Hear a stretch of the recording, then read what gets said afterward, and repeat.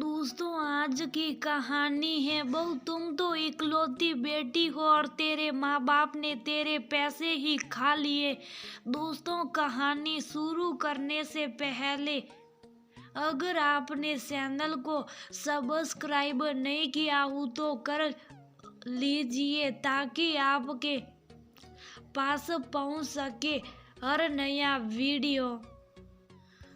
रंजना अपने मायके में आई हुई थी और अपने कमरे में गुमसुम से बैठी हुई थी। उसे अभी भी यकीन नहीं हो रहा था कि उसके साथ ये सब हो रहा है। माँ बीना जी 2-3 बार कमरे में आकर पूछ भी चुकी थी, पर रंजना हर बात बार बार टाल रही थी। सुबह से उसने कुछ खाया पिया भी नहीं था। आखिर माँ से रहा नहीं गया। एक तो बेटी सुबह से भूखी बैठी है, ऊपर से इतने सालों में पहली बार अपने दोनों बच्चों को ससुराल अकेला छोड़ करके आई है। कुछ तो बात जरूर होगी, इसलिए वे उसके पास आकर बैठ गई। 5 मिनट तक बिना कुछ बोले उसके सिर को सहलाती रही। आखिर रंजना टूटी गई और फूट फूट कर रोने लगी। मेरी क्या गलती है माँ, मेरे साथ ये सब क्यों हो रहा है? आखिर तुम मुझे कुछ बताई भी कि क्या बात है?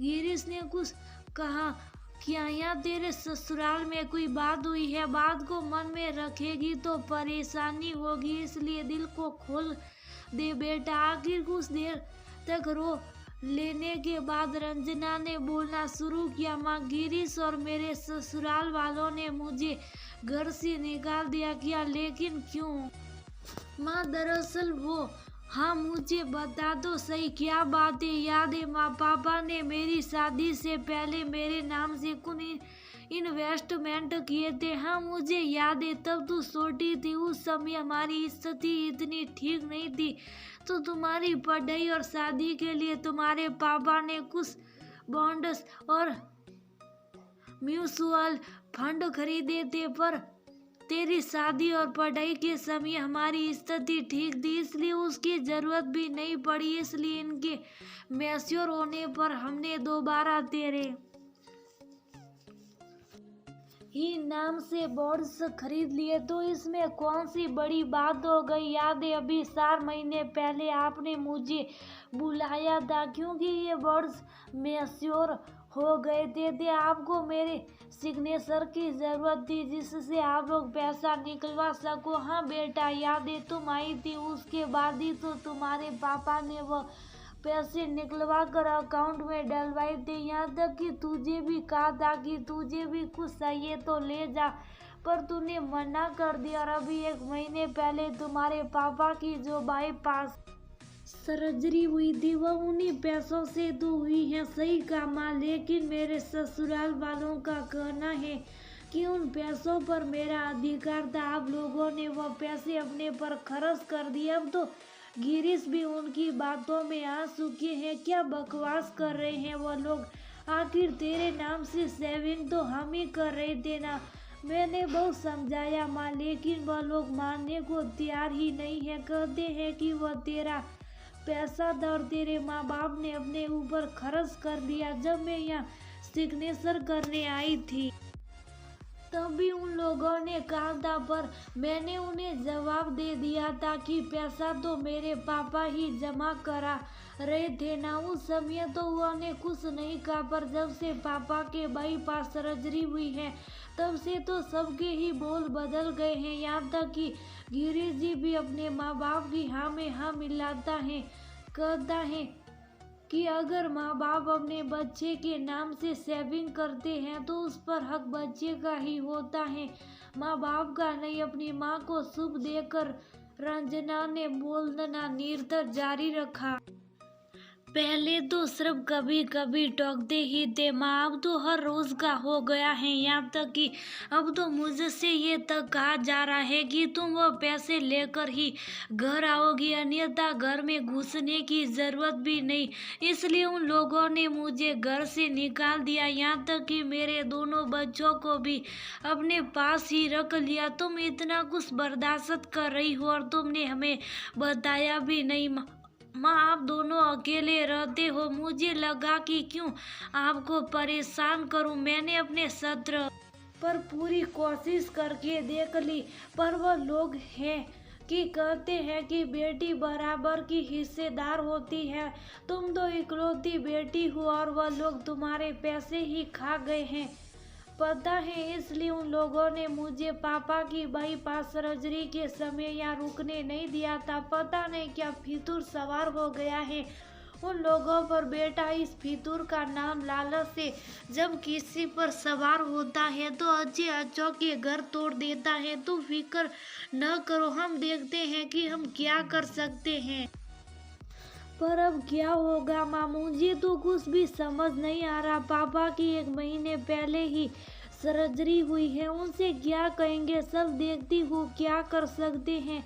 तू कुछ खा ले और फिर आराम कर ले बेटा। रंजना को हिम्मत बंधाकर बीना जी कमरे के बाहर आ गई, पर अब उनका दिमाग भी किसी काम में नहीं लग रहा था। एक ही बेटी है और उसके साथ भी हो रहा है। आखिर अपने ही तो पैसे थे, उसका इस्तेमाल कर लिया तो गलत क्या था। कोई भाई है नहीं, अगर होता तो जाकर संभाल आता, क्योंकि पापा तो खुद बाईपास के दर्द से उभर रहे, अभी जा नहीं सकते। पर माँ है, ऐसे हार कर तो बैठ नहीं सकते। आखिर अपनी बेटी के लिए लड़ना तो पड़ेगा।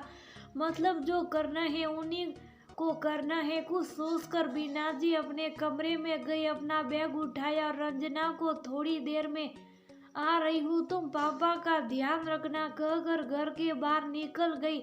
वहां से वे सीधे ऑटो पकड़कर रंजना के ससुराल पहुंच गई। उन्हें इस वक्त आया देखकर रंजना की सासू माँ शक पका गई।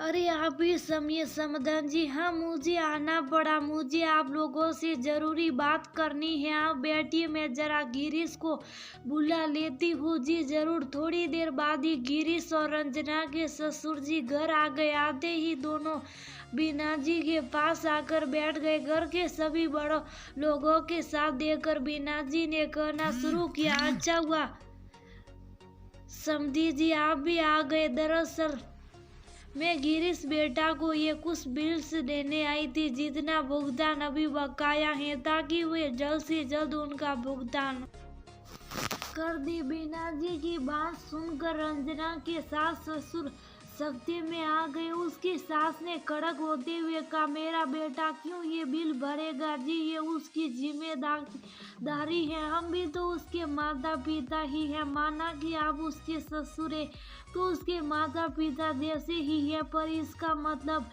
ये नहीं कि मेरा बेटा आपके बिलों के भुगतान करता रहेगा। आपको पता है ना कि अभी लॉकडाउन में उसका काम धंधा भी ठप पड़ गया था। उसकी अपनी जिम्मेदारियां हैं, वो 2 घर की जिम्मेदारी क्यों उठाएगा। अरे पर आपने भी तो उसके नाम से कुछ सेविंग किया होगा ना, उसके कर दे भुगतान। अरे तो वो सेविंग हमने हमारे भविष्य के लिए की है, कल को जरूरत पड़ेगी तो हम किसके आगे हाथ फैलाएंगे। सब कुछ बेटे के नाम थोड़ी ना कर देंगे।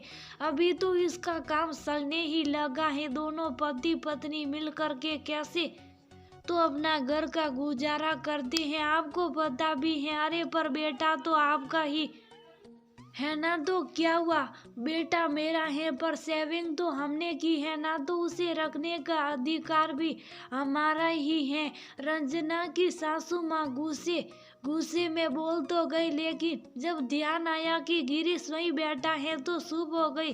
गिरीश चुपचाप माँ की तरफ देखता रह गया। बस मैं आपके मुंह से यही सुनना चाहती थी, समझ में आ गया। गिरीश बेटा, यहाँ अभी भी समझ आना बाकी है। बीना जी के इस तरह के उत्तर से अचानक सन्नाटा सा छा गया। मुझे अब कहने की जरूरत नहीं है, बाकी आप समझदार हैं। जो सवाल आप मेरी बेटी से कर रहे थे उसके उत्तर भी आप लोगों ने ही दे दिया। अब गिरीश बेटा, ये तुम पर निर्भर करता है कि तुम अपना घर बनाए रखना चाहते हो या बिगाड़ना चाहते हो। तुम भी तो अपनी बेटी के नाम से सेविंग कर रही हो, मतलब कल को वो सारे के सारे पैसे उसके ससुराल वालों के हो जाएंगे। माता पिता सेविंग करते अपने बच्चों के नाम से तो इसलिए कि कल को जरूरत पड़ेगी तो वह पैसा काम में आ जाएगा, और अगर बच्चों के काम ना आया तो उनके खुद के भविष्य के लिए आ जाएगा। पर पता नहीं क्यों आजकल लोगों को ऐसा लगता है कि बच्चों के नाम से सेव किया है तो बच्चों का ही हो गया। वैसे भी माता पिता के बाद सब कुछ बच्चों का ही है, तो थोड़ा सब्र नहीं है क्या? माफ कीजिए मम्मी जी, मेरी ही गलती थी जो मैं अपने माँ बाप की बातों में आकर अपना ही घर तोड़ने चला था। यहाँ तक कि पापा जी की बाईपास सर्जरी के समय भी मैंने रंजना को वहाँ जाने तक नहीं दिया, जबकि मैं भूल गया था कि माता पिता अपने बच्चे के नाम से सेविंग कर सकते हैं। मैं भी तो कर रहा हूँ। उम्मीद है कि मेरी बात आप लोगों को समझ में आ गई होगी। अच्छा तो मैं चलती हूँ, कहकर बीना जी बैग उठाकर बाहर जाने लगी तो गिरीश ने उन्हें रोक लिया। रुकिए मम्मी जी, मैं भी चलता हूँ, पापा जी से मिल भी लूंगा और मेरी पत्नी को घर लेकर भी आऊंगा। ऐसा कहकर गिरीश बीना जी के साथ रवाना हो गया।